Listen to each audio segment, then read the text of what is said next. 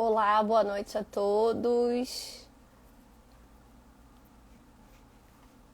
Vou colocar aqui o tema da nossa live e aguardar as nossas Operação Nacional. Deixa eu tentar aqui fixar. Não tá querendo fixar comentário. Acho que eu consegui. Sejam todos bem-vindos, bem-vindas. Estou vendo, Gabriela entrando. Vou pedir para a Gabriela me mandar o convite para eu não precisar, E já me mandou o convite. Acho que Gabriela precisa me pedir para entrar também. Olá! Olá, Tudo bom, tudo jóia, minha América? amiga? Tudo Graças a jóia? Deus. Como é Tá que me você ouvindo bem? está? Perfeita! Oi, Renata! Acho que Oi, Gabriela. Renata. Eu só tô com medo de puxar a Gabriela que eu vi aqui e depois não ser a Gabriela, porque a gente coloca assim, a gente escolhe os nomes, né? Gabriela diz que pediu, mas não apareceu para mim. Deixa eu ver se eu consigo aqui. As duas Gabrielas já estão aí, minha amiga.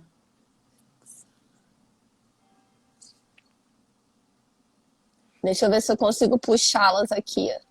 Tá joia.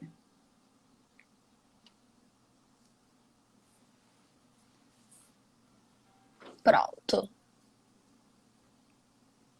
Acho que eu enviei solicitação. Acho que agora é só elas aceitarem. Vamos ver. Sejam todos bem-vindos. Olha, Olá! acho que Olá! Estamos funcionou. todos agora. Passamos de ano.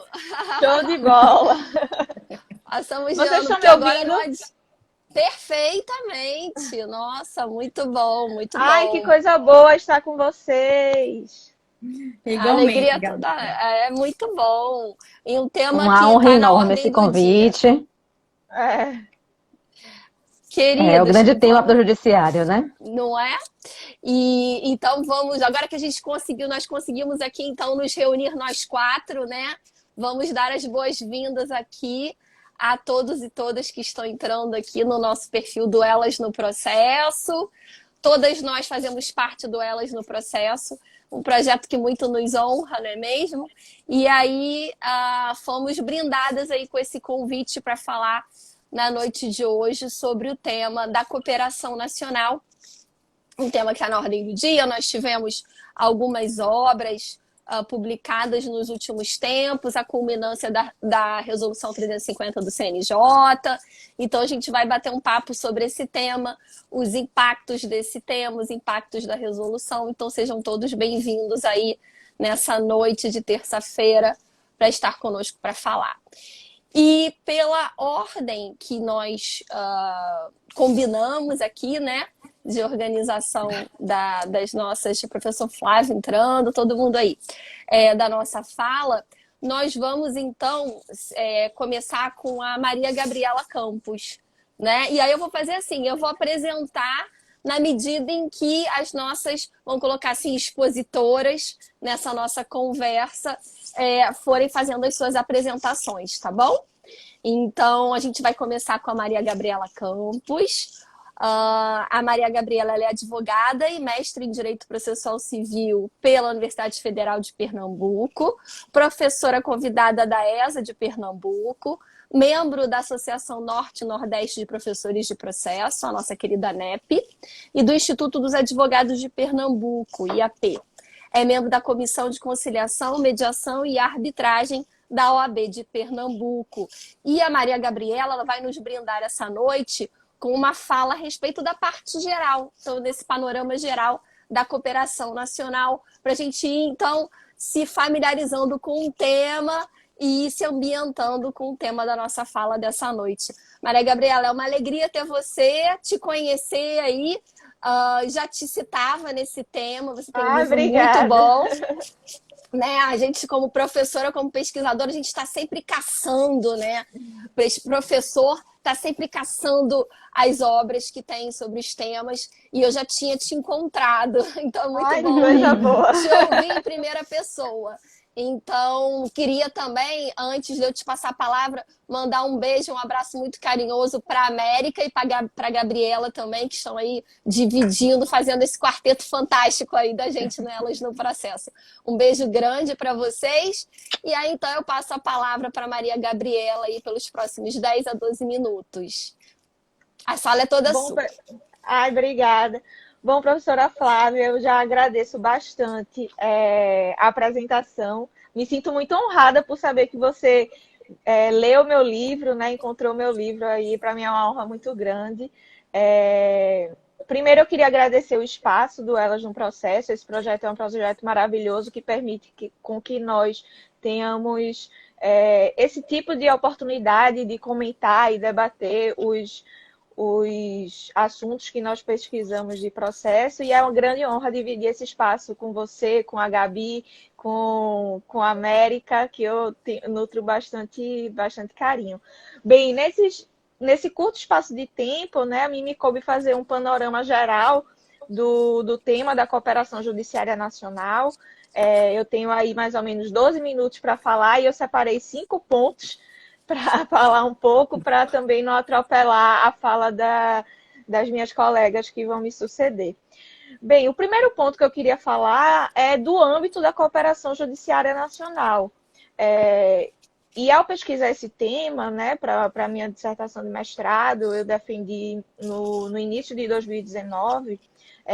Hoje é um tema novo, então imagine em 2019 como era. A gente não tinha muito repertório. Hoje em dia a gente tem bastante. E, basicamente, o que eu entendi por cooperação judiciária nacional, que é um complexo, na verdade, de regras e de atos processuais por meio dos quais os órgãos jurisdicionais eles interagem, se comunicam, né, para processar casos, julgar casos e, sobretudo, para a administração judiciária. E aí é que eu entendo que é o ponto revolucionário do tema da cooperação. Porque se a gente observa, a cooperação judiciária não é algo tão novo para o nosso sistema. Porque o próprio sistema de cartas trazido pelo CPC de 73 permite com que a gente observe estímulos de comunicação entre os órgãos jurisdicionais. Então, cada juízo, cada órgão jurisdicional, nesse sistema de comunicação, ele não é entendido como um centro único decisório, mas, de acordo com o próprio princípio da unidade da jurisdição, a gente passa a observar esses órgãos numa espécie de rede de interação e comunicação recíprocas. Então, pelo sistema de cartas, a gente já observava esse estímulo à comunicação. Mas qual é a relevância do tema da cooperação no Código de Processo Civil, no Código de Processo Civil 2015? É que o artigo 67, ele traz um dever geral de cooperação para os órgãos jurisdicionais. Se é um dever, esses órgãos têm que cumprir. E como é que eles cumprem? O CPC ele traz instrumentos aptos para viabilizar e intensificar esse tipo de cooperação entre os órgãos jurisdicionais. E aí a gente observa o tratamento do auxílio direto, pedido de informações, os atos concertados, que Gabi Macedo vai falar um pouco mais a respeito, são todos instrumentos e técnicas que permitem com que os órgãos jurisdicionais interajam entre si para a prática de atos processuais e também para a administração da justiça como um todo. E a gente passa a observar o processo civil numa perspectiva não só de processo mesmo, processo jurisdicional, mas também de administração judiciária, administração do acervo de processos. Isso é muito relevante porque otimiza a própria prestação da justiça. E esse tipo de interação, ele é sempre pautado por padrões de eficiência, né? E essa é uma preocupação bastante premente no Código do Processo Civil 2015. E já trazendo esse ponto de administração judiciária, a gente observa que o CNJ agora expediu, né, uma resolução, a Resolução 350, que disciplina exatamente a cooperação judiciária nacional. E traz para a gente a possibilidade dessa cooperação se dar também entre órgãos do Poder Judiciário e entidades privadas. E aí é que eu imagino que mais tarde a professora Flávia vai falar um pouco sobre a possibilidade de desjudicialização, né, da execução numa perspectiva de cooperação judiciária. Mas o que eu queria deixar mais ressaltado aqui nessa minha breve exposição é que a cooperação nacional, a cooperação judiciária, traz reflexos no sistema de competências e em outras normas de direito material que a gente observa, sobretudo no âmbito da recuperação judicial. Na recuperação judicial, por exemplo, a própria alteração recente na lei, né? Eu até vou pegar aqui na minha fila, a Lei 11.101/2005, que disciplina a recuperação judicial e a falência das empresas, passou a prever exatamente no seu artigo 7º-B a possibilidade de o juízo da recuperação por concertação, ou seja, por meio da cooperação com o juízo da execução fiscal, determinar a substituição de bens que sejam objeto de constrição, que recaiam, que a substituição de bens, né, da penhora de bens que recaiam sobre bens da empresa recuperanda, por exemplo. Então, é basicamente isso que eu queria, nesse breve espaço, expor aqui para vocês, para os nossos telespectadores. Eu espero que tenham perguntas e a gente possa debater um pouquinho mais. E aí eu passo a palavra à professora Flávia agora. Muito obrigada, Maria Gabriela. É um tema... Eu acho esse tema muito multifacetado. Eu acho que essa resolução ela ainda traz novos componentes para algo que já é desafiador, né? Eu acho que faz com que a gente saia do lugar. Acho que, de certa forma, essa temática, e eu acho que o CPC de 2015 e a resolução também, eu acho que tiram o judiciário da zona de conforto, né? Eu acho que a Gabriela aí também, como membro do judiciário, vai poder depois testemunhar aí se não teve aí uma chacoalhada um pouco no próprio poder judiciário. E aí, as nossas queridas colegas me colocaram como segunda panelista. Eu ia até me colocar como última, do tipo, se ainda tivessem paciência eu falaria, se não tivessem eu não falaria. Mas aí elas me botaram em segundo lugar, enfim. Então vão ter de me ouvir. Infelizmente, embora tenham expoentes muito, muito maiores do que eu nessa temática. Mas, enfim, eu vou falar então, para quem não me conhece, eu sou Flávia Rio, né? Sou professora de processo lá da UERJ, sou tabelião também, então estou falando isso para justificar o recorte que eu vou escolher aí nesses 10 minutinhos. E o recorte que eu vou fazer é sobre a cooperação interinstitucional na Resolução 350 do CNJ e a minha leitura sobre a importância dessa cooperação interinstitucional para o fenômeno da desjudicialização de uma maneira geral. Então, esse é o meu recorte. Aí algumas colegas falam assim, mas um pouco inusitado até, né? Realmente é um pouco inusitado, mas para quem está muito imerso nessa realidade, faz todo sentido. E eu queria dividir isso com vocês, até para ter uma sinalização do tipo, não, realmente faz sentido ou não. A professora Flávia ficou totalmente doida, fora da caixinha e tal, então depois vocês me sinalizem aí. Mas como que eu recebi essa resolução 350? Eu sou uma entusiasta da resolução. Por tudo isso, porque eu acho que ela é de vanguarda, eu acho que ela se mostra muito sintonizada com um novo perfil de acesso à justiça e com um novo perfil do sistema de justiça. Eu acho que o CNJ sinaliza para a gente, com essa resolução 350, que o status quo, que a forma com que a gente está há décadas lidando confortavelmente, né, com a prestação jurisdicional está datada E gostemos ou não, queiramos ou não, estamos sendo desafiados a nos reinventar. E para piorar, o CNJ colocou nesse caldeirão não apenas o Poder Judiciário estritamente. E eu não acho que é por acaso, entendem? Então, a Resolução 350, eu acho que ela é revolucionária, tanto pelas razões que a Maria Gabriela falou e que as colegas certamente vão falar a seguir, dos atos concertados, enfim, tanto a própria previsão do auxílio direto, colocar textualmente que o privilégio é pelos meios eletrônicos, então que não é algo a que todos nós, operadores do direito, estejamos, né? Sejamos adeptos de primeira hora, né? Estamos aderindo, enfim, como podemos enfim, de certa forma, aos tropeços, porque não tem um outro plano. Mas nós não somos a carreira mais familiarizada ou a maior entusiasta da tecnologia.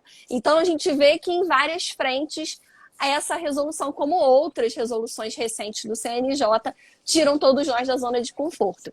E eu acho, para piorar a situação, que a resolução 350 tira a gente da zona de conforto em mais uma frente. Que é em que frente? Na medida em que a resolução diz para nós, vejam que subversivo, que no conceito de cooperação judiciária nacional está dentre uma das duas dimensões, e aí usa essa expressão dimensão, a cooperação interinstitucional, entendem? Então, ela traz para dentro do conceito da cooperação nacional, dentre uma das suas duas dimensões, não apenas o que a gente está habituado, que é a cooperação intramuros, a cooperação dentro dos limites do poder judiciário, entendem? Entre pares, vamos colocar assim. Mas ela amplia e, a meu ver, é propositalmente nessa leitura que o CNJ vem fazendo desde 2004, desde que ele foi criado, de enxergar o sistema de justiça para além do poder judiciário. Entendem qual é a minha compreensão?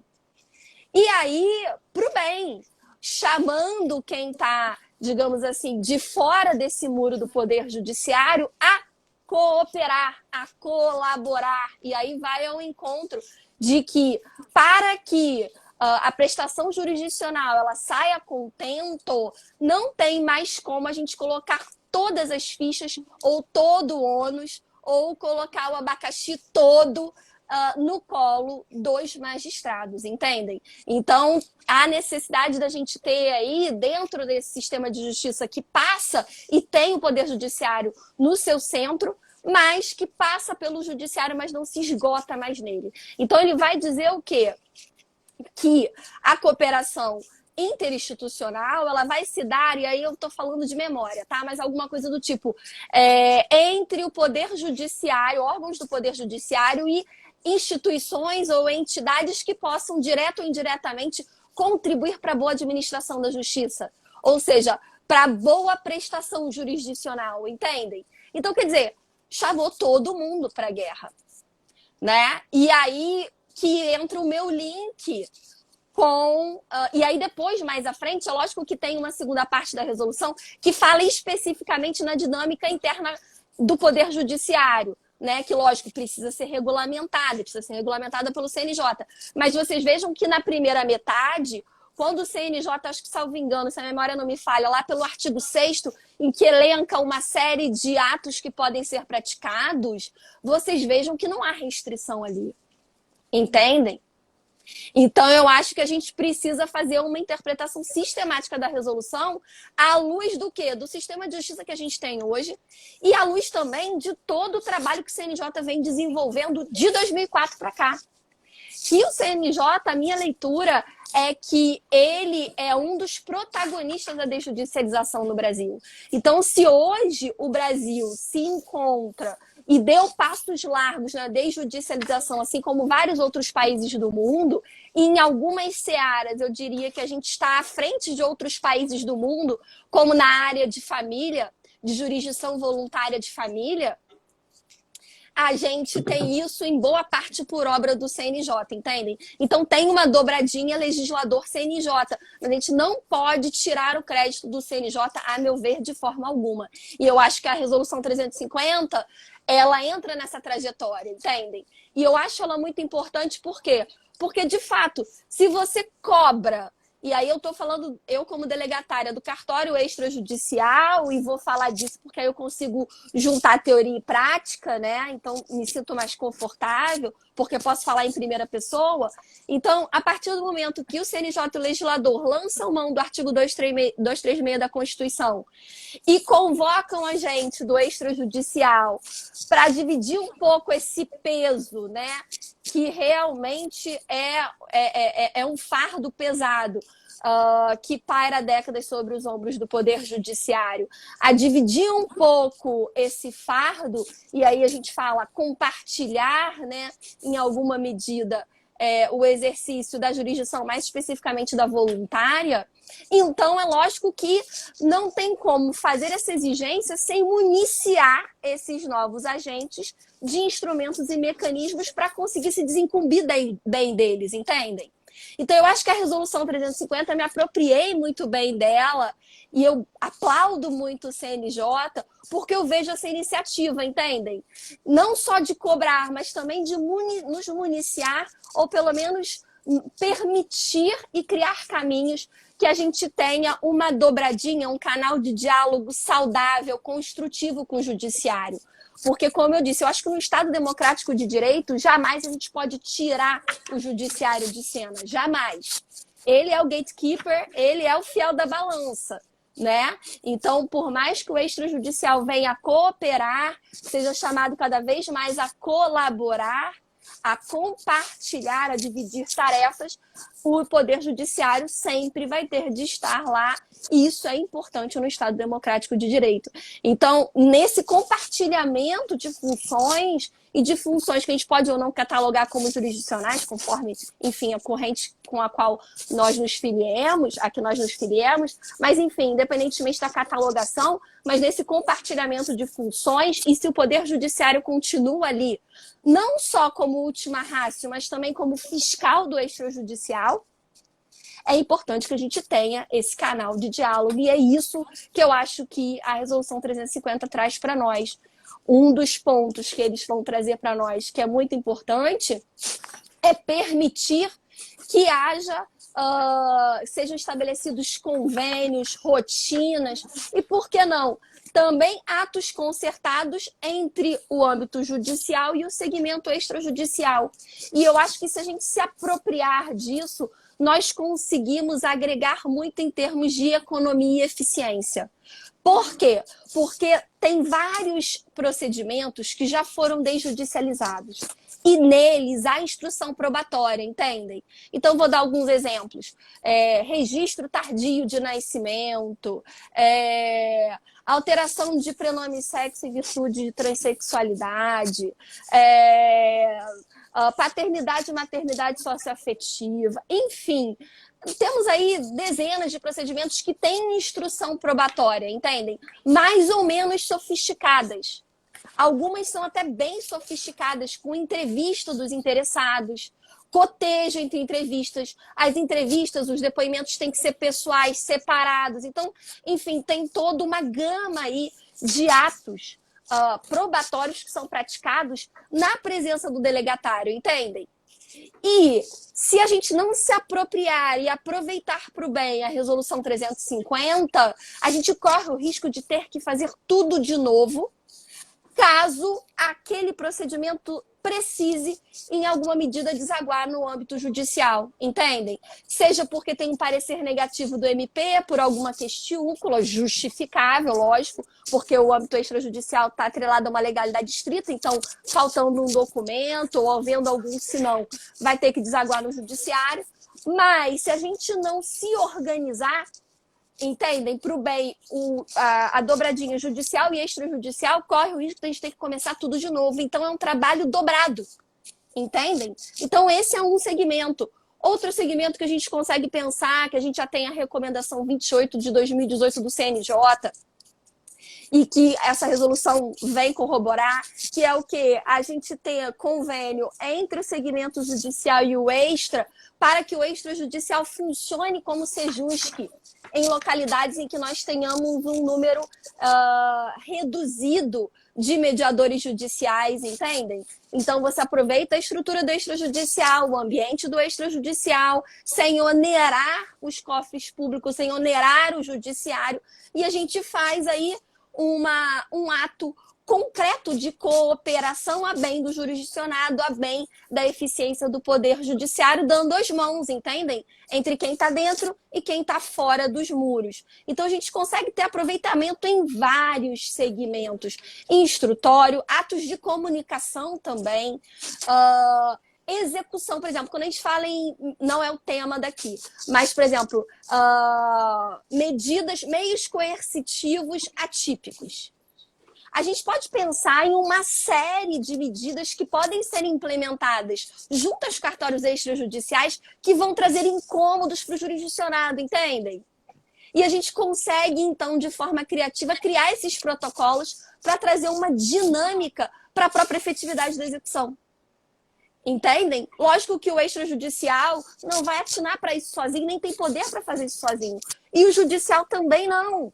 Mas se você cria já instrumentos consolidados entre os dois segmentos, a gente consegue tirar o que cada um deles tem de melhor a oferecer para a efetividade e para a eficiência na prestação jurisdicional. Então, aí a gente poderia ficar a noite inteira tratando de atos que poderiam, e convênios, enfim, instrumentos de cooperação, os mais variados, que poderiam ser tratados e travados entre o Poder Judiciário e os cartórios extrajudiciais, não só, mas também com aproveitamento mais imediato de atos instrutórios que muitas vezes são trabalhosos nos procedimentos desjudicializados, que poderiam ser aproveitados se tivesse alguma cautela, principalmente em relação ao contraditório no âmbito judicial. Então, eu acho que o saldo aí da minha fala é esse. Eu acho que a resolução ela vem em boa hora porque ela traz um novo marco teórico e ela traz mais um ponto para dizer que está datada essa divisão fora e dentro do judiciário, entendem? Então, o que eu reclamo tanto das nossas carreiras dentro aí, enquanto profissionais do direito, a gente acabou sendo criado dentro de uma dinâmica de ilhas, nós ou eles, né? Então, eu sou o juiz, eu sou o delegatário, eu sou advogado público, eu sou advogado privado. Então, nós somos ilhas. E eu acho que a desjudicialização ela vem subverter tudo isso. O CNJ todo dia vem com uma resolução nova subvertendo isso. Eu acho que a resolução 350 é a culminância dessa revolução aí, dessa subversão, que é dizer que o jurisdicionado está insatisfeito, e aí lá no meu balcão eu vejo isso, reclama de todo mundo, de todos nós, não distingue o que é juiz, o que é delegatário, o que é advogado público, o que é advogado privado. Quando ele reclama da justiça, está todo mundo no mesmo barco, sobra para todos nós. Então, eu acho que a gente tem que se apropriar dessas reclamações para o bem também, para a gente se dar as mãos, cooperar e lançar a mão de instrumentos como a Resolução 350, que eu acho que pode ser muito proveitosa.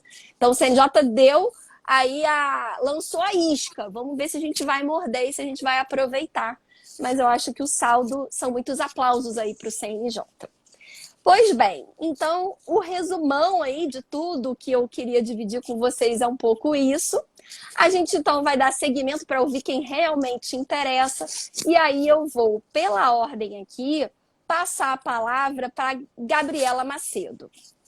E a Gabriela ela é juíza federal, mestre em Direito pela Universidade Federal da Bahia, especialista em Direito Processual Civil, formada pela Universidade Federal da Bahia, com período de sanduíche na Universidade de Santiago de Compostela, na Espanha, membro do grupo de pesquisa da Universidade Federal da Bahia, intitulado Transformações em Teorias sobre o Processo e o Direito Processual, membro do Comitê Executivo Estadual do Fórum Nacional de Saúde, do CNJ, na Bahia. E o título, a temática da palestra da Gabriela vai ser Ato Concertado. Então, Gabriela, muito obrigada por estar aí conosco no perfil do Elas para nossa live. E essa sala virtual é toda sua para você poder, então, nos expor sobre o tema. Muito obrigada. Obrigada, boa noite a todos e a todas. É um prazer enorme, né? Uma honra esse convite, uma honra enorme da minha amiga, né, América, estar aqui, tendo a oportunidade de conhecer pessoalmente, no novo pessoal, né, a professora Flávia. Quero inicialmente parabenizar esse link, né, que a professora Flávia fez entre a desjudicialização e o tema da cooperação judiciária nacional.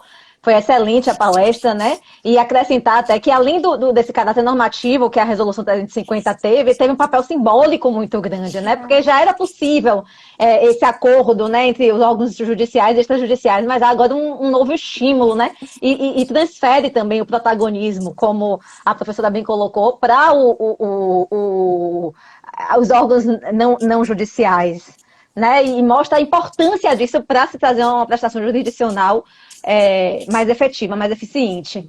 E tira um pouco das costas, né, do Poder Judiciário. O meu tema é o ato concertado de juízes cooperantes. É um tema totalmente novo do Código de Processo Civil de 2015, não há paralelo no Código de 73. É um tema que toca a administração judiciária, e por isso é muito importante, né, porque ele vai servir como instrumento para se buscar mais eficiência na prestação jurisdicional. A academia, né, e a doutrina têm que se debruçar sobre isso, sobre esses novos instrumentos, buscar mais eficiência. Os números do último relatório do CNJ, né, de 2020, mostram que em 2019, porque são os últimos dados que nós temos, o judiciário tinha 77 milhões de processos ajuizados. Então, assim, a academia, a doutrina tem que se preocupar com essa realidade, né, e buscar instrumentos efetivos para isso. O ato concertado está previsto no artigo 69, inciso 4, e no artigo 69, parágrafo 2º, e esse dispositivo, sobretudo o parágrafo 2º, serve como fundamento normativo para o desenvolvimento de diversas técnicas processuais diferenciadas, para um processo justo, um processo mais eficiente, um processo mais célere, como, por exemplo, a centralização de processos repetitivos, a produção coletiva de provas, a especialização de varas por juízes em sede de primeiro grau, por aquele que está mais próximo da demanda, né, que sabe quais são as necessidades, a reunião de execuções contra grandes devedores. Então, nesse ponto, é um tema revolucionário, né? E diversas outras técnicas, porque é uma cláusula geral, que tem uma abertura, né, no antecedente e no consequente, então permite que dele se extraiam, né, tendo ele como fundamento normativo, essas diversas técnicas processuais diferenciadas para se atribuir uma eficiência maior à prestação jurisdicional. Mas, enfim, vamos lá, eu pensei em tratar, né, primeiramente, do conceito do que seria esse ato concertado, porque o Código não traz o conceito. O conceito que a Resolução 350 traz é muito também ainda enxuto e não tão objetivo. E depois há diversas questões polêmicas, né, que vão circundar esse tema, sobretudo a possibilidade, né, de alteração de competência jurisdicional, e é objeto do excelente livro da Maria Gabriela Campos, né, já fica aqui mais uma recomendação.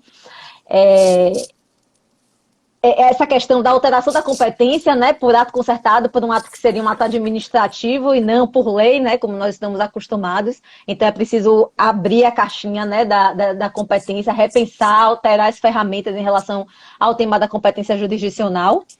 E tudo que aquilo implica, né? Porque dizer que é possível alterar a competência por ato concertado e assim abrir os horizontes em relação ao potencial desse instituto também traz a necessidade de se pensar nos freios, de se pensar nos limites, nas diretrizes, né? E esse é o grande desafio desse tema, a meu ver.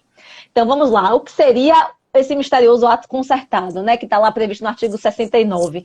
O artigo 69 diz que a cooperação judiciária nacional, que ganhou um capítulo próprio no Código de 2015, mas que já existia nas cartas, como a Gabriela bem colocou, pode ser executado por meio de, dentre outros, lá no inciso 4, ato concertado entre juízes cooperantes. No parágrafo 2º diz, o ato concertado entre juízes cooperantes se refere a procedimentos, dentre outros, para regulamentar a citação, notificação, a produção coletiva de prova, a centralização de processos repetitivos, a execução de decisões, de tutelas antecipadas, de decisões jurisdicionais.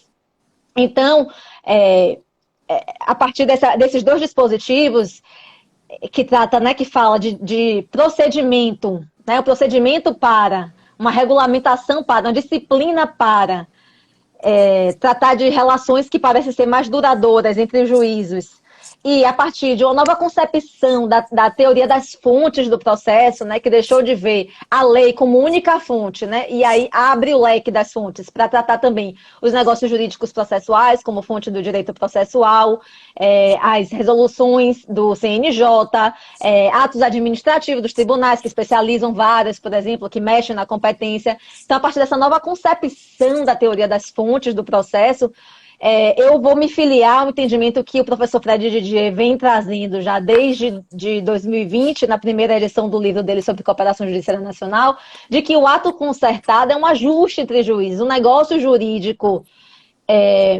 não necessariamente processual, né? A Gabi defende que é processual, um negócio jurídico de direito público entre os juízes para regulamentar uma relação duradoura ou permanente entre eles, para a prática de atos indeterminados ou para a prática de atos complexos. Então, vai funcionar como a fonte de direito processual, como um ato normativo, né, que vai regulamentar, por exemplo, a centralização de processos repetitivos, a produção coletiva de provas, a relação entre duas varas ou dois juízos para produzir perícias conjuntas, podem ser atos processuais ou atos não processuais, mas que busquem trazer mais eficiência na gestão, na divisão do trabalho, entre juízes, né? Assim, então, se for para a prática de um único ato, um juiz solicita outro por meio de auxílio direto, não vai precisar do instrumento do ato concertado. O ato concertado é um instrumento mais sofisticado, né? E que seria, então, para normatizar, né? Vai servir como essa fonte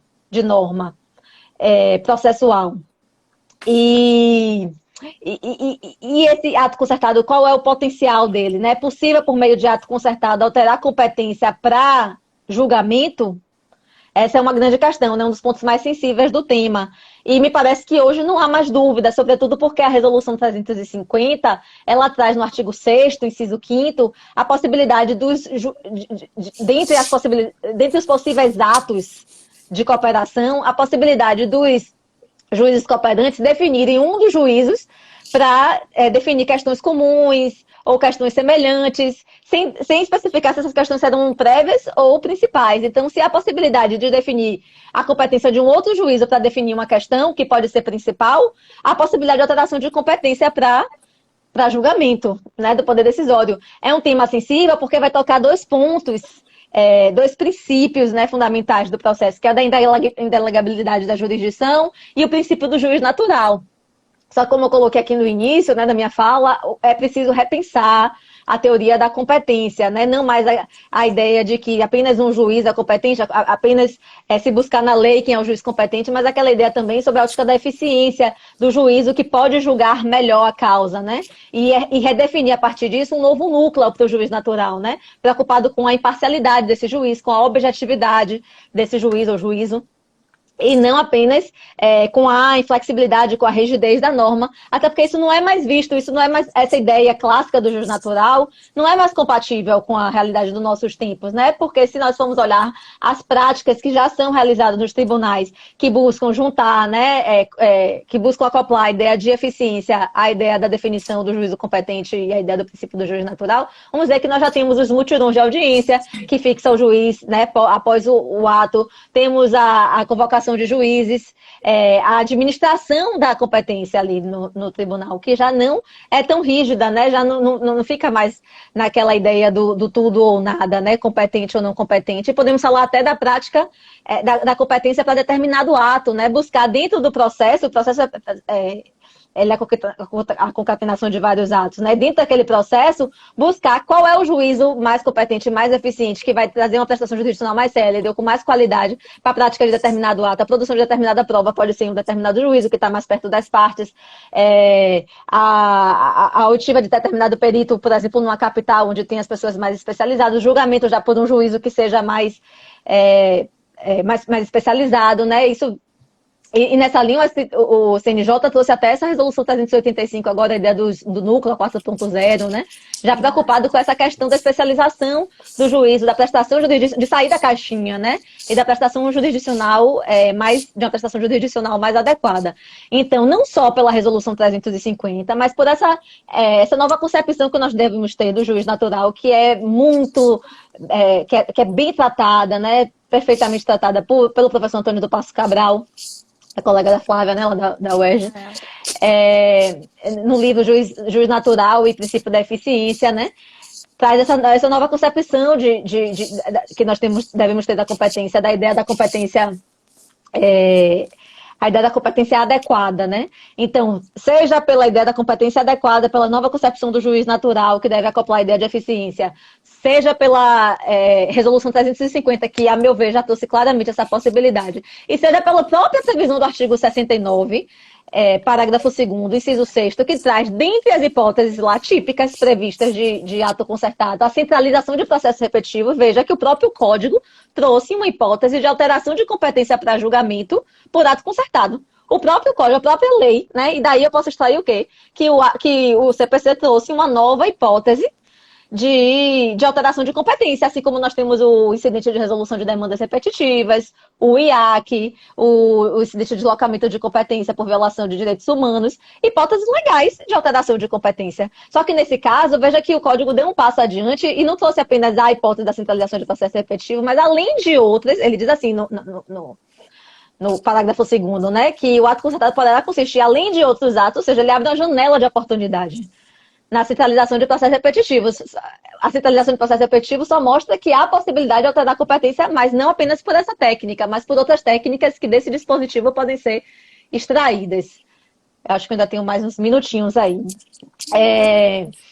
E daí, quais são as diretrizes, né, para a celebração? Acho que a segunda questão que a gente tem que enfrentar então, partindo da premissa de que é possível alterar a competência para julgamento por ato concertado, quais seriam os limites disso, né? Preciso ter uma preocupação com as partes, com o jurisdicionado, e esse tema, tenho certeza, vai ser muito bem tratado pela minha querida amiga América.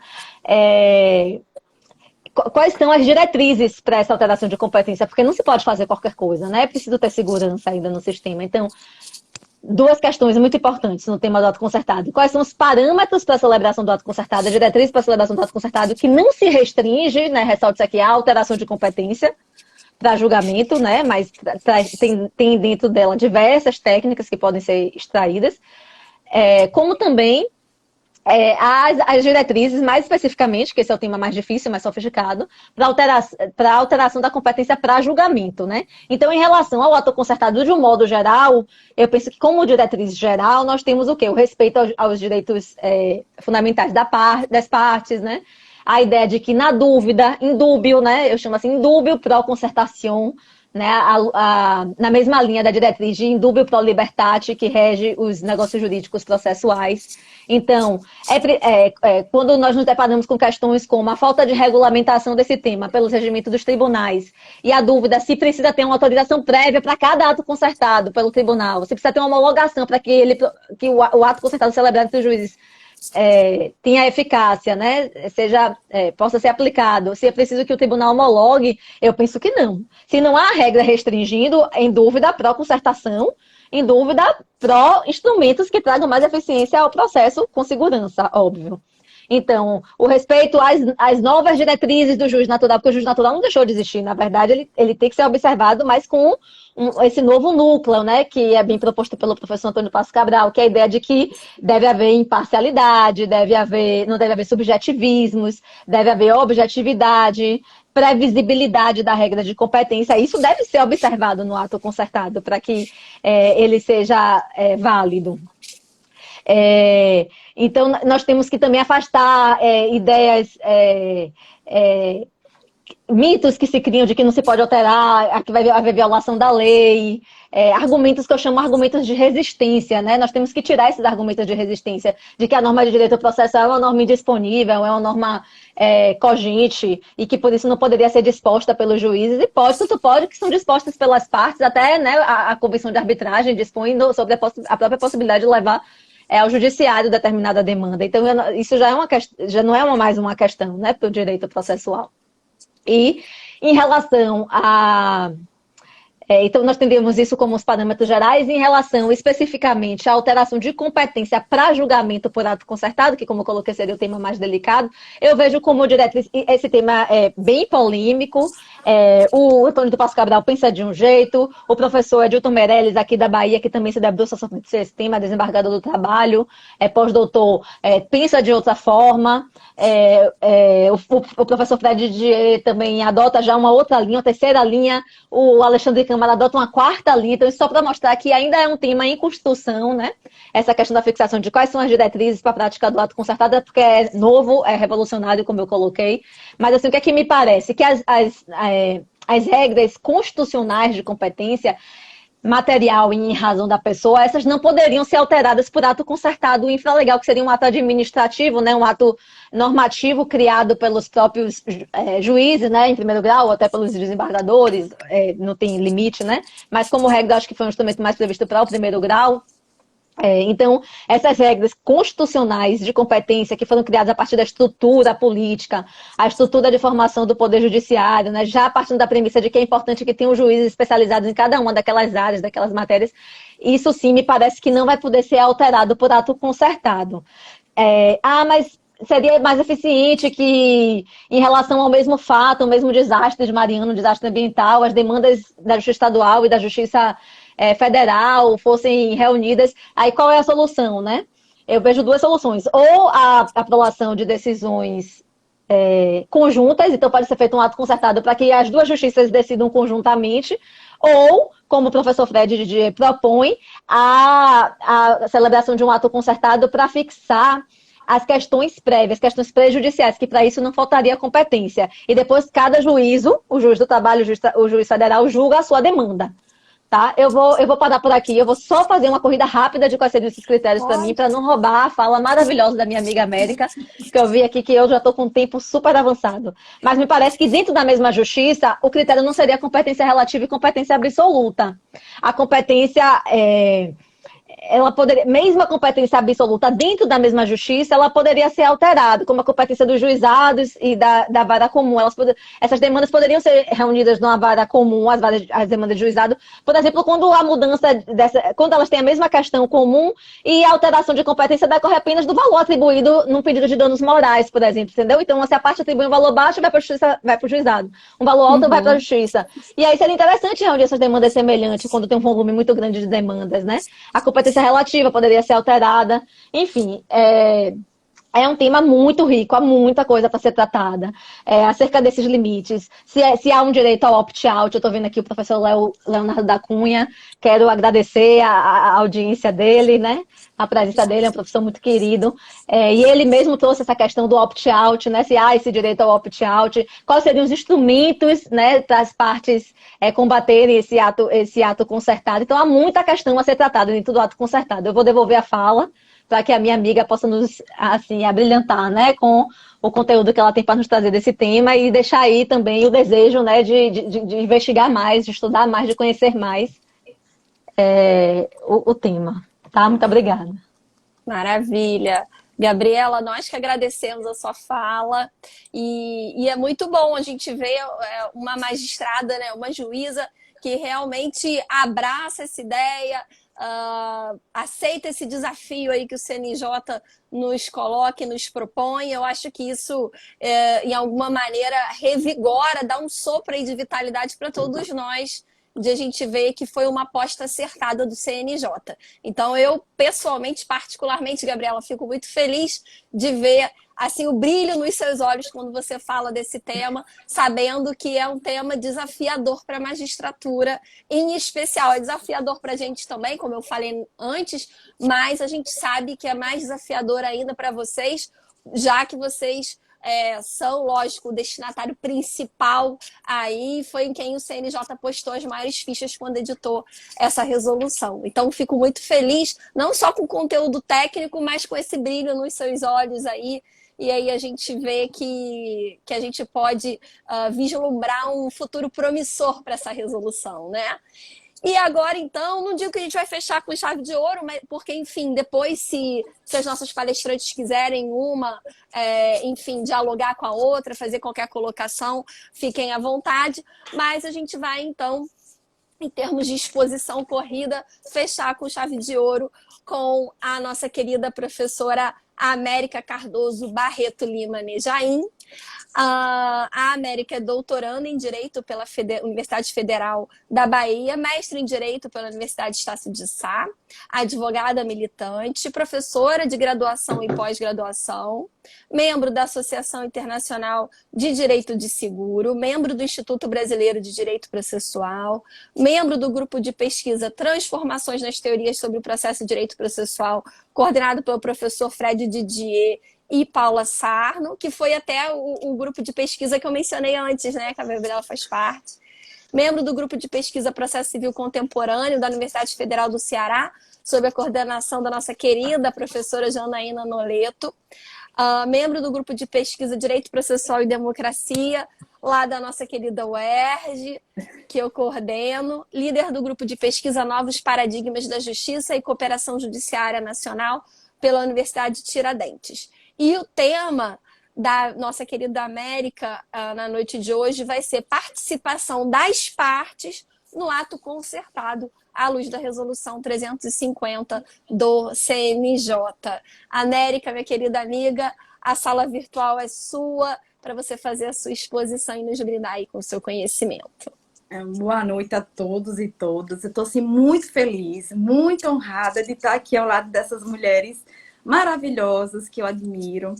Quero parabenizar também o projeto Elas no Processo. Sou fã há muito tempo. Eu acho que esse projeto, ele valoriza a voz feminina no campo jurídico, em outros campos que a gente vem debatendo também, né, Flávia? E eu fico muito feliz de estar aqui. Espero poder contribuir depois dessas falas maravilhosas, né? De Flávia, de Gabriela Campos e Gabriela Macedo. Eu não sei nem o que é que eu vou conseguir falar aqui, mas vamos lá. Bom, a gente tem, pelo Instagram, nós temos 8 minutos. Se por um acaso cair... Não, não vai cair, não. Não? Eu já apurei com a Renata que eles estão admitindo lives acima de 1 hora. Por isso então que eu nem tô controlando assim com mão de ferro, não. Tipo mediadora carrasca. Eu tô na versão mediadora boazinha, por isso. Eu apurei antes. Então fica à vontade, tá, América? Para fazer a sua fala com tranquilidade, porque nós não seremos cortadas, não seremos canceladas no Instagram. Tranquilo. Então, assim, eu não posso deixar de colocar aqui a obra de Gabriela Campos, porque realmente é um divisor de águas. Obrigada. É um livro que eu vou usar muito, Gabi, na minha tese de doutorado, que eu vou tratar de decisão concertada. A dissertação de Gabriela também Macedo, que eu pude presenciar e fui honrada em participar da banca dela. Tenho certeza que o trabalho dela vai me dar um suporte imenso na minha tese. Então, minha amiga, as duas aí estão de parabéns. E, Flávia, as suas considerações também, com referência a esse olhar que você teve da parte de desjudicialização e a cooperação, foi muito legal, porque às vezes a gente lê a norma e a gente não sai da caixinha, né? E eu acho que esse sair da caixinha que você fez é muito importante. E você tocou no ponto do artigo 6º, e o próprio artigo 6º, ele fala, além de outros. Então, é um rol exemplificativo. Então, a resolução, realmente, ela vem dar esse aparato para a gente conseguir uma cooperação judiciária eficaz.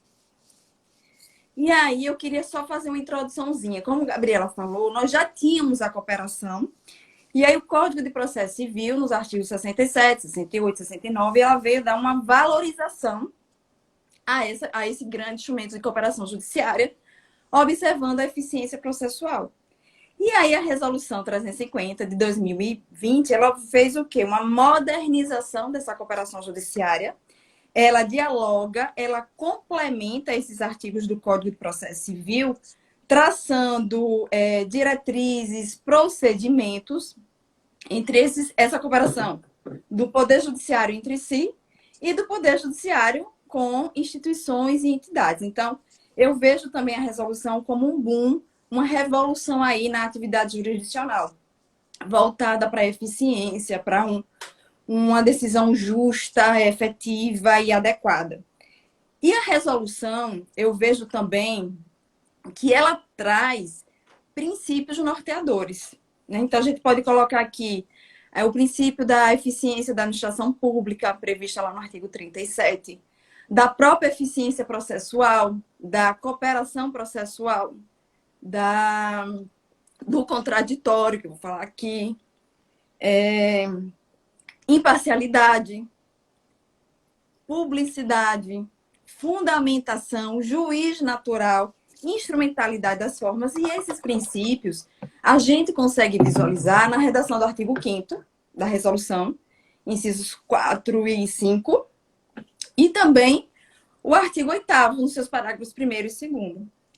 E quando a gente fala em participação das partes, eu tenho que fazer uma preliminar antes, com referência ao princípio da cooperação processual, previsto no artigo 6º do Código de Processo Civil.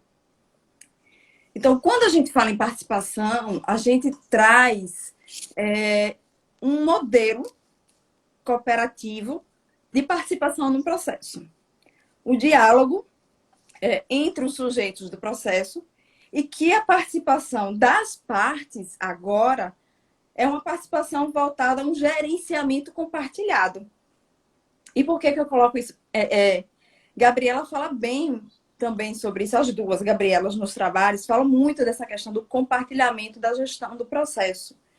Então, a gente vê um modelo democrático, uma participação adequada, onde nós temos essa mobilização procedimental. E com essa mobilização procedimental está focada num processo justo, efetivo e eficiente. E aí a gente consegue uma decisão judicial estruturada. Uma decisão judicial qualificada. E o que é que eu vejo da cooperação processual com a cooperação judiciária? A cooperação judiciária, ao meu ver, ratificando o entendimento de alguns doutrinadores, ela é uma ramificação dessa cooperação processual. Porque o jurisdicionado, ele não é mais um espectador da prestação jurisdicional. Ele é um protagonista ao lado do juiz. Então, a gente pode pensar assim numa cooperação judiciária compartilhada. Justamente para a gente alcançar essa eficiência quantitativa e uma eficiência qualitativa. E aí a gente consegue uma decisão judicial que é um fruto de um caminho processual mais eficiente, menos custoso, seja no sentido de financeiro ou de tempo, e uma prestação jurisdicional mais qualificada. E por que essa participação das partes? A resolução, ela traz muito forte essa questão da participação que o Código de Processo Civil não trouxe. Então, apesar de não haver nenhuma previsão legal de que o ato concertado, o ato de cooperação precisa da anuência das partes, os juízes eles não podem desconsiderar a importância dessa participação das partes no ato de cooperação. Então, a resolução, ela traz alguns artigos que se referem a contraditório e se refere a essa efetiva participação das partes. Então, nós temos, por exemplo, aqui o artigo 3º, que fala que a parte precisa ser intimada. Gente, eu já estou rouca de tanta aula que eu dei hoje. Lá fala que a parte vai ser intimada do pedido de cooperação. Artigo 3º. O artigo 5º, salvo me engano, é o inciso 5, também fala que as partes precisam ser intimadas da cooperação judiciária nacional. Então, percebam aí já a questão do contraditório.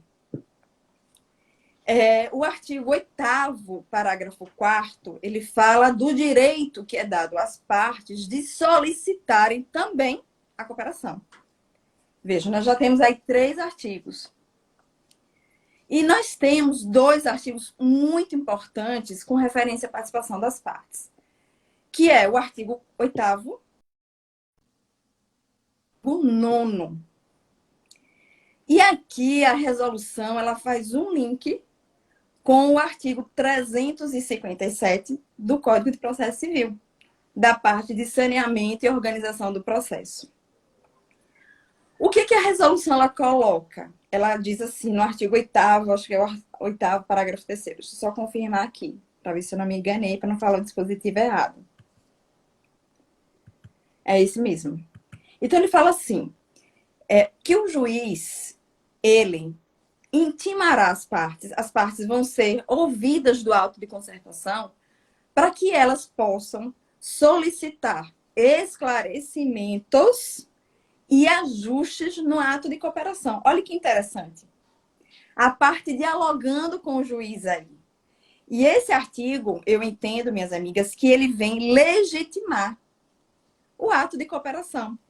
Por quê? Porque quando o juiz abre esse prazo para que as partes se manifestem, e aí se a gente fizer uma comparação analógica com o Código de Processo Civil, ele vai determinar um determinado prazo, e se as partes não se manifestarem, aí o ato concertado ele se estabiliza. As partes se vinculam a esse ato de cooperação, e aí evita, lá na frente, qualquer impugnação para tentar invalidar esse ato de cooperação. Então, veja a importância desse artigo 8º do parágrafo 3º. E temos mais o artigo 9º. O artigo 9º, apesar dele não fazer uma referência expressa ao 357, mas a redação dele nos leva ao 357 no parágrafo 3º. Por quê? Porque no artigo 9º, eu vou até colocar aqui, deixa eu ver se eu consigo mexer, travou aqui o computador, mas no artigo 9º ele fala assim, se os juízos cooperantes perceber a complexidade dessa cooperação, lá tem assim, poderão, eu entendo que é deverão, intimar as partes para que elas se manifestem. Veja que o link que é feito com o saneamento compartilhado do 357. E ainda vem o parágrafo único. Diz assim, as partes, elas podem impugnar esse ato de cooperação conforme previsto na legislação processual vigente. Vejam aí a importância da participação das partes. Por quê? Primeiro, as partes elas têm um conhecimento a fundo da causa. Então, elas podem trazer roteiros, elas podem trazer objetos de cooperação que sejam importantes para o deslinde da causa. E outra coisa, o ato de cooperação ele pode impactar no curso do julgamento do mérito. E isso, por si só, já traz o interesse processual das partes, né? De intervir. E aí você vai me perguntar, América, e que impugnação seria essa? Porque lá não fala, ele fala na legislação processual vigente. Então, eu traria aqui, pelo tema 988, da questão da taxatividade mitigada do agravo de instrumento, eu poderia encaixar aqui o agravo de instrumento, caso esse ato de cooperação ele venha trazer um prejuízo imediato para as partes. Tá? Esse é um ponto que eu queria trazer aqui. Um outro ponto que eu achei, olhando a resolução, que eu não tinha ainda nem percebido isso, e hoje eu lendo, me chamou a atenção.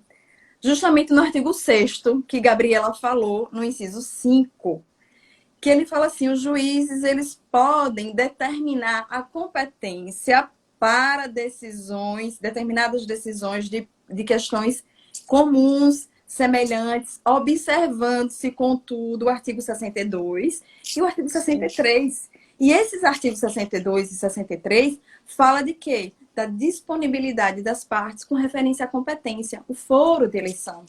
Então, vejo como é importante aqui as partes participarem, porque elas poderão, então, inclusive, com o objetivo de buscar uma eficiência na decisão jurisdicional, renunciarem o foro de eleição. E dar uma liberdade maior para que os juízes cooperantes possam distribuir essa competência com referência às decisões. Então, eu não tinha parado para pensar.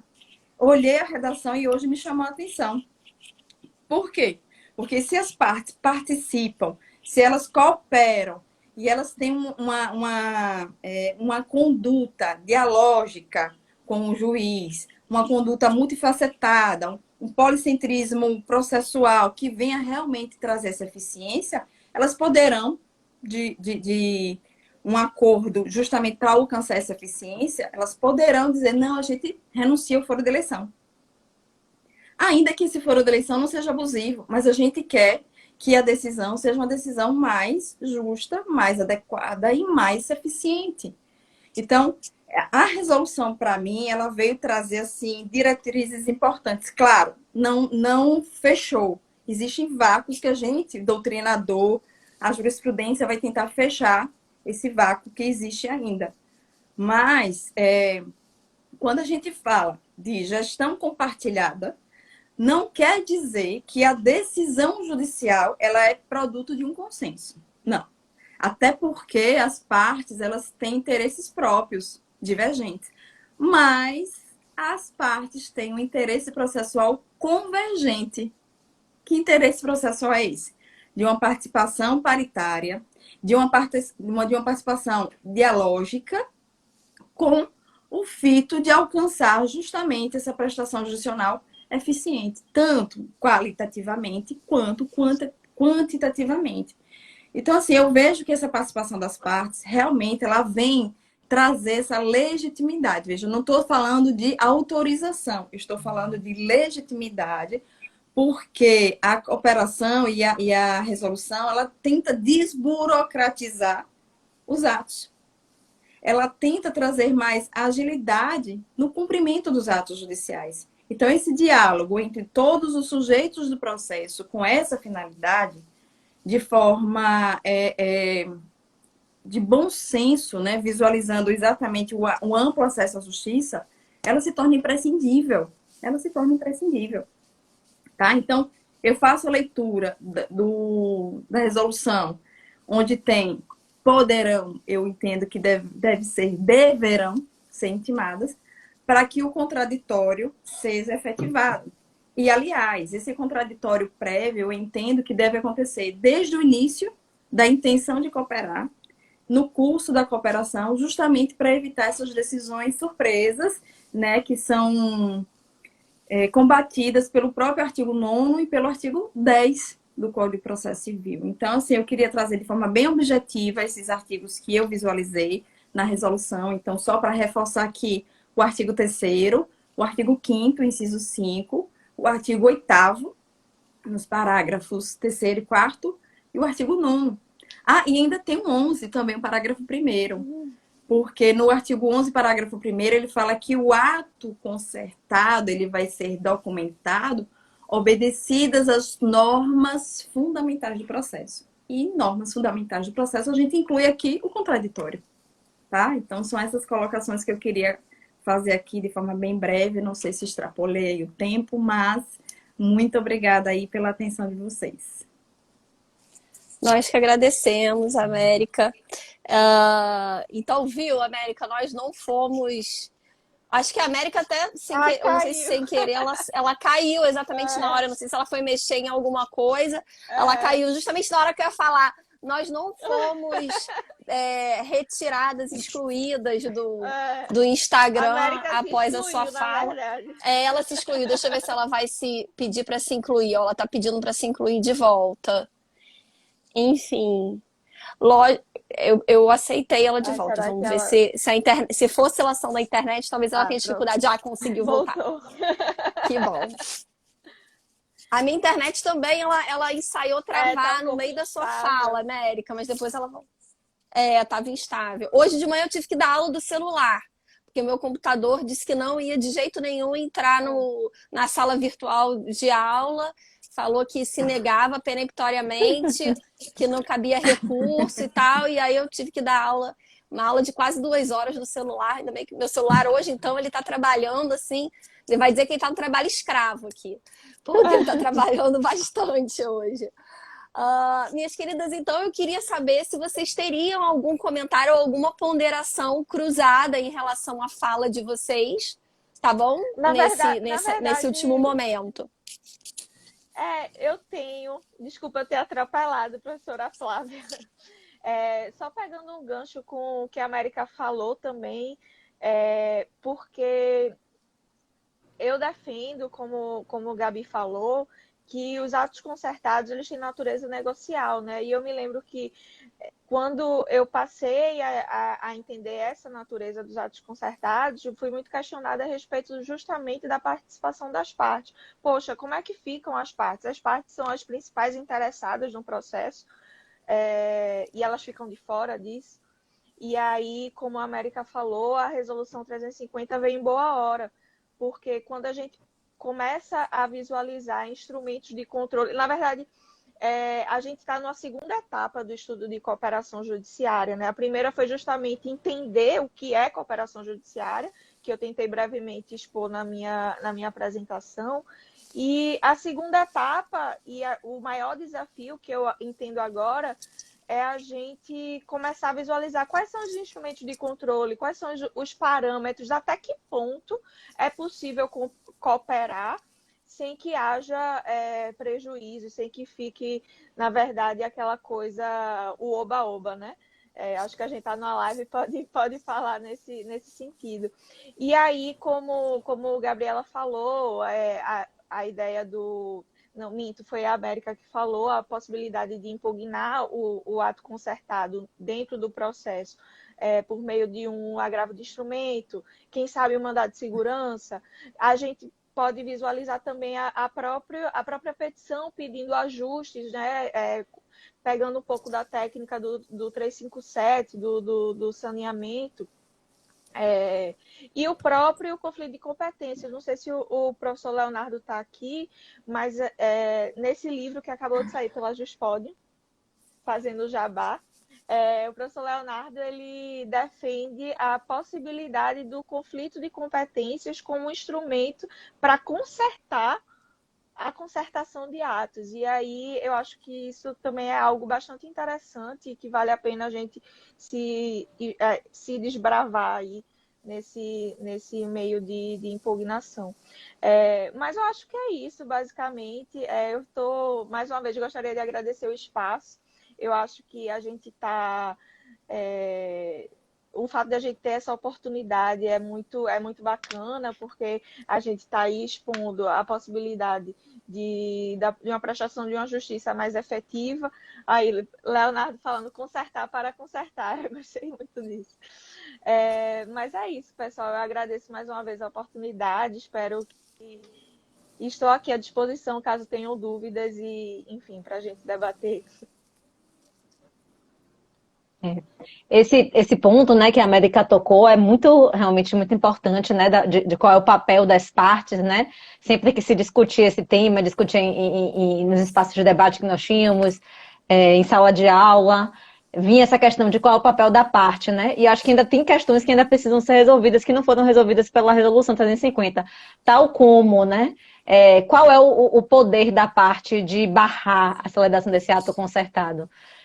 A América bem colocou que o ideal, né, é que haja uma preclusão para a parte, que a parte participe, depois ela não possa questionar, porque isso vai, né, ao encontro da celeridade que se busca com o ato concertado. Porque imagina que se celebra um ato concertado e as partes começam a impugnar aquilo que se buscava, que é da mais celeridade, né, melhor administração da justiça, vai gerar um efeito reverso. Mas se a parte não concordar, uma das partes não centralizar diversos processos, 300 ações, como teve 1000 ações, como teve lá em Araxá, que é até um exemplo que a Gabriela traz no livro dela, no interior de Minas Gerais.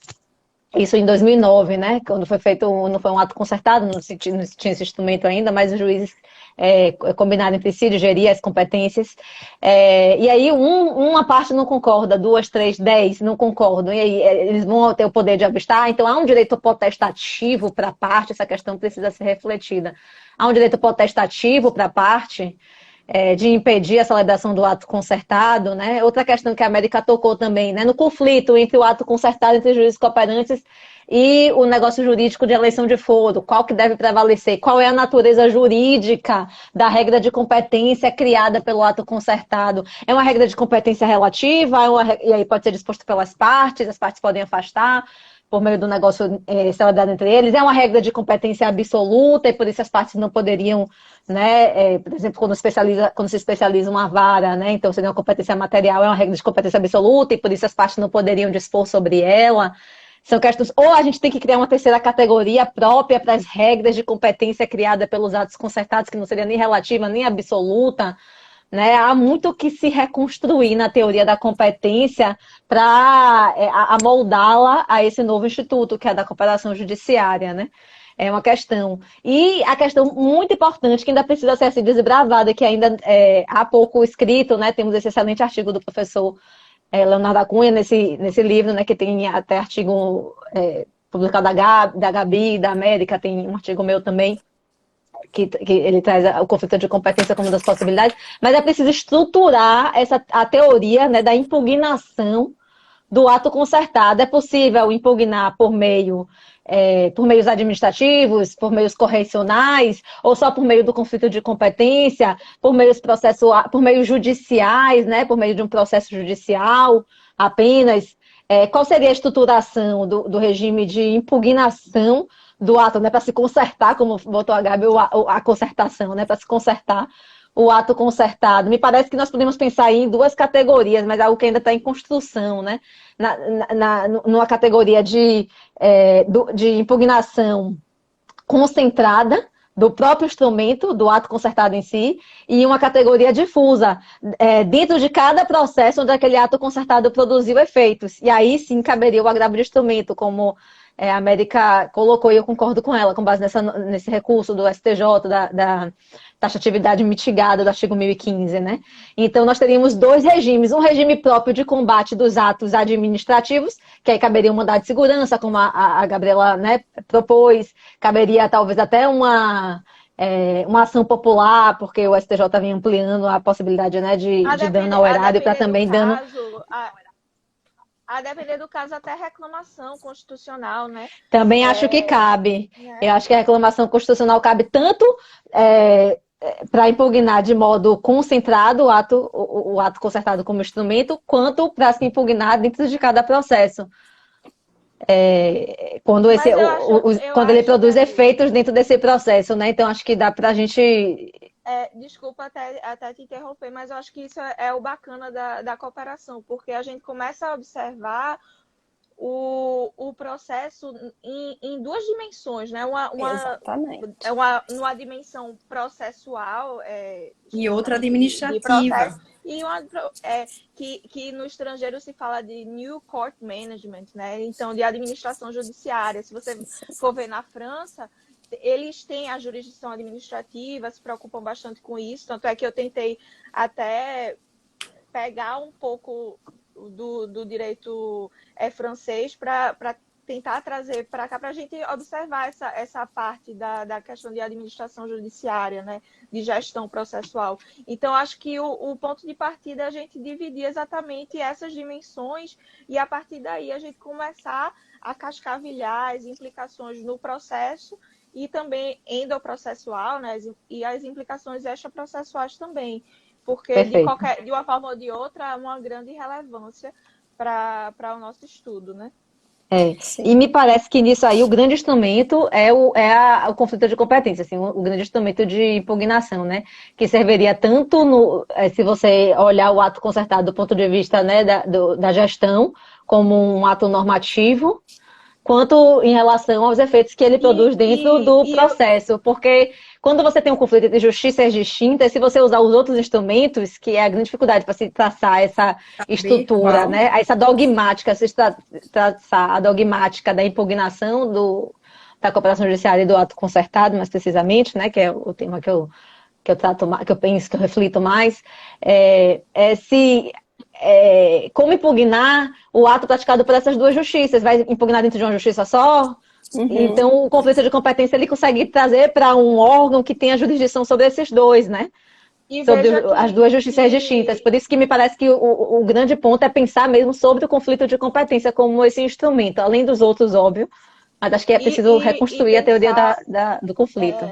E até, se você me permite, pensar o conflito de competência não depois de estabelecido o conflito, mas antes mesmo, para justamente se evitar a existência do próprio conflito, né? E aí a gente tem uma dimensão prospectiva e não repressiva, digamos assim. Retrospectiva, é. Retrospectiva, exato.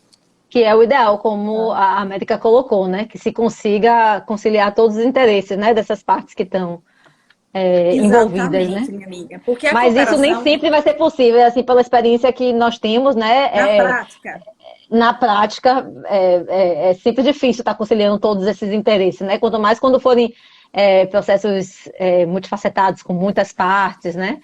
Envolvendo muitos interesses. E aí a gente tem que pensar nesses problemas que vão surgir, né? exato. A minha preocupação, Gabriela, é que a cooperação não fique um ato ilhado. Quando eu digo ilhado, é assim, juízes. Perfeito. Perfeito. Certo? Então, eu queria que isso saísse da mente e dissesse, olha, não é uma ilha, a cooperação envolve também as partes dizem, olha, eu estou aqui, eu preciso me manifestar, porque o Ainda resultado dessa mais. cooperação vai impactar em mim E também. quanto Ainda mais mais- respeitada a parte for, né? Nesse ponto Mais do que a legítima América é a coloca, cooperação. mais vontade de cooperar ela vai ter, Exato, né? exato. Então, isso que você colocou é muito importante, né? A questão de que deve, não apenas pode ser ouvida, mas a parte deve ser ouvida, né? Toda essa E é concepção um à luz fator de do legitimação também, contraditório né? é um fator de legitimação, exatamente, né? E De aí, demonstrar interação. vou fazer só um parêntese aqui para amarrar o que vocês falaram. E aí, saindo até do ato concertado, mas sem, né, indo para o gênero de atos de cooperação, eu acho importante esse papel da parte também, nessas duas dimensões que a Gabriela falou, pelo seguinte, a gente entender que, de um lado, a gente tem como uma das finalidades a boa administração da justiça, e de outro lado, a gente tem também que deitar o olhar, é um olho no padre e outro na missa, da boa prestação jurisdicional naquele caso concreto. Então, Exato. uma de vocês falou sobre a questão da gente revisitar as fontes, né, do direito processual. Então, se a gente passa a enxergar como esse ato de cooperação como uma fonte, portanto, tendo uma previsibilidade em tese, e não só no ato concertado de causas comuns, que tem algum grau de conexão, mas, por exemplo, o próprio artigo 6º aceita a gente pensar em rotinas judiciais ou administrativas, ou seja, que vão Perfeito. abarcar rotinas amplas, que abarcam um sem número de processos. E você, como parte, se depara com aquela rotina já fixada que funciona bem, de uma maneira geral, para um contingente de processos assemelhados ao seu. E aí a gente vai, parece uma loucura minha, né? Mas a gente pode pegar várias premissas da ideia, gostemos ou não dessa expressão, vou adotá-la aqui, do sistema de precedentes, que a gente fala assim, pera lá, eu preciso fazer um distinguishing aqui no meu caso, que essa Perfeito. rotina funciona bem em tese, para casos assemelhados, mas no meu caso não. E aí você demonstra e entrega para o judiciário, entendem? Então essa dupla dimensão que a Gabriela fala, eu, do lado de cá do balcão, que eu brinco, né, no extrajudicial, quando eu vislumbro esses atos de cooperação, não só o concertado especificamente, e não só pensando, tá, tô abrindo um pouco aqui o meu leque, para a questão da competência em si, eu acho que a participação da parte é fundamental como um fator de legitimação e, inclusive, para poder nós legitimarmos esses atos de cooperação na medida em que nós temos, a parte vai ter vez e voz para demonstrar no caso concreto e através dessa exceção, né, e da oportunidade de fazer essa exceção legitimar a regra, né, de que naquele caso concreto não é a melhor escolha. E aí com essa dupla dimensão, né, olhando a boa administração da justiça, mas sem perder o caso concreto de vista, porque senão a gente acaba tirando com uma mão o que o CNJ tentou dar com a outra, né? Então, acho que para os outros atos de cooperação, para além, né, do ato concertado, eu acho importante isso. A gente pensar que, como fonte, a gente tem que ver ali também no varejo, né? Não só no atacado, mas ver no varejo, na pinça ali, como que funciona. E para isso a gente tem vários instrumentos, né? Nós temos as audiências públicas, nós temos a possibilidade de pensar na participação do amicus curiae, até a resolução traz isso, né? Que é a participação também de pessoas físicas e pessoas jurídicas que possam contribuir, então prevê também ali uma participação do amicus curiae representatividade adequada, né, amiga? Ele ainda coloca assim, representatividade adequada.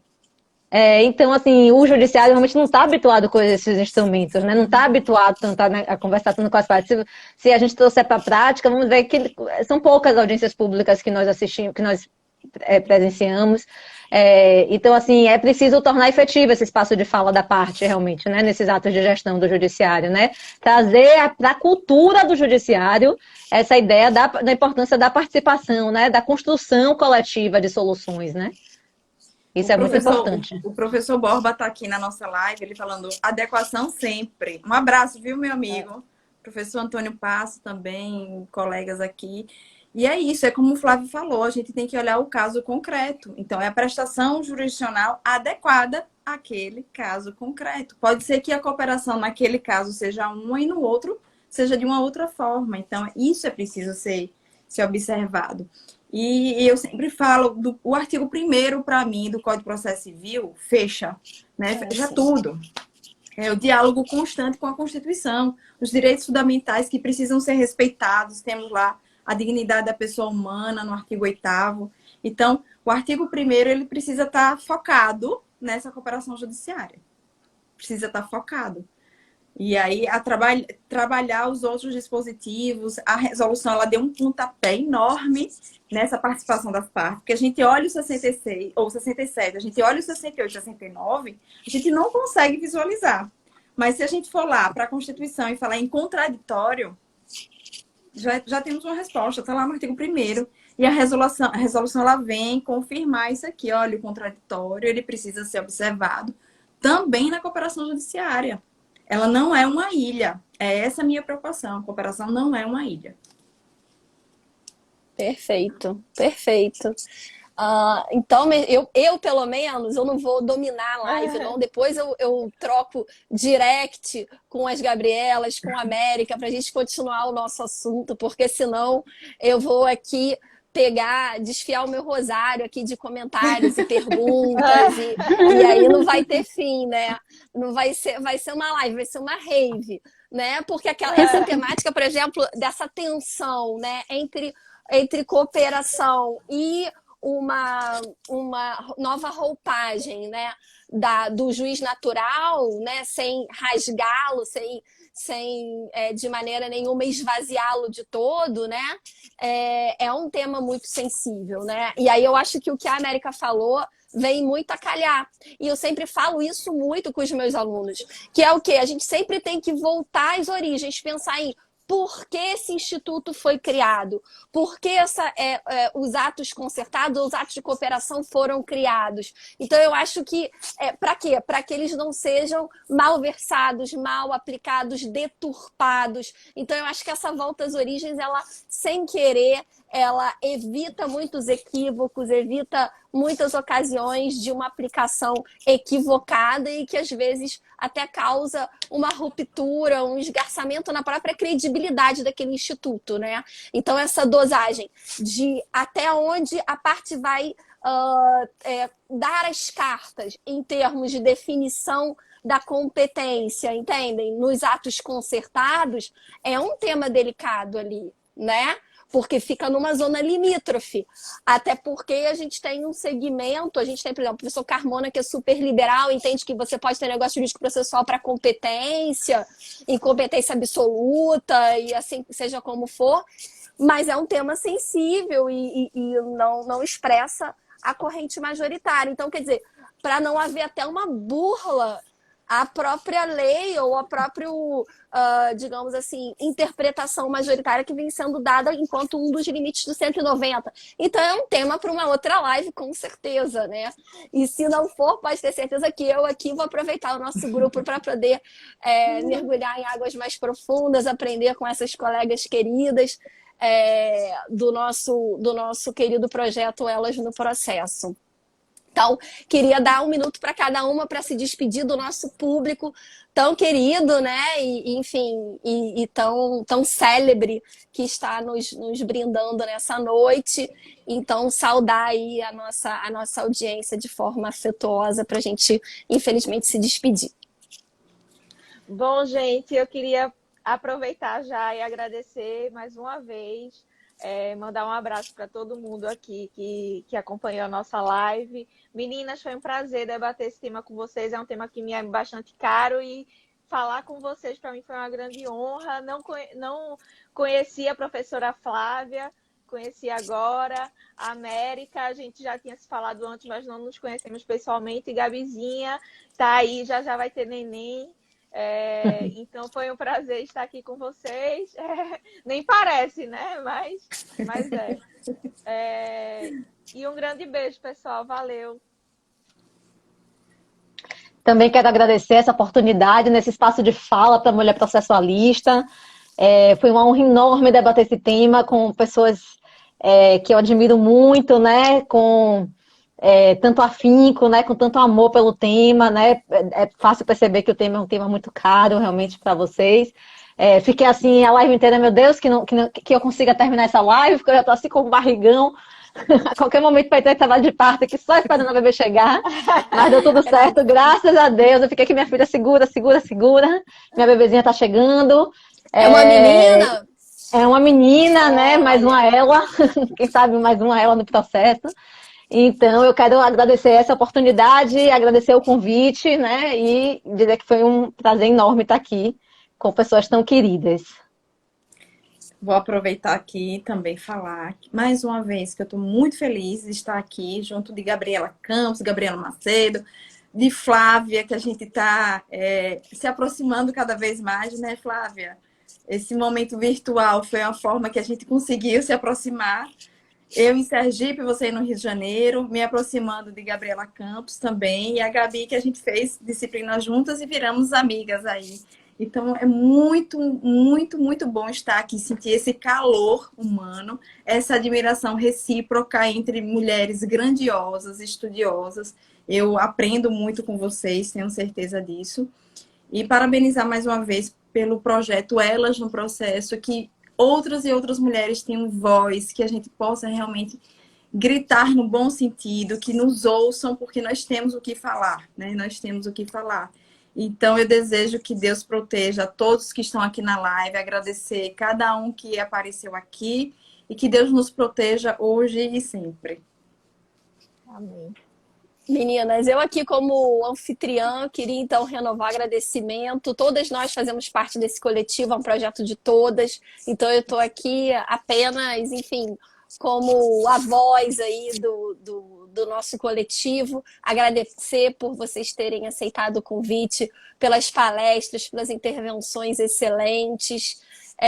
Queria parabenizar Elas no Processo pela iniciativa.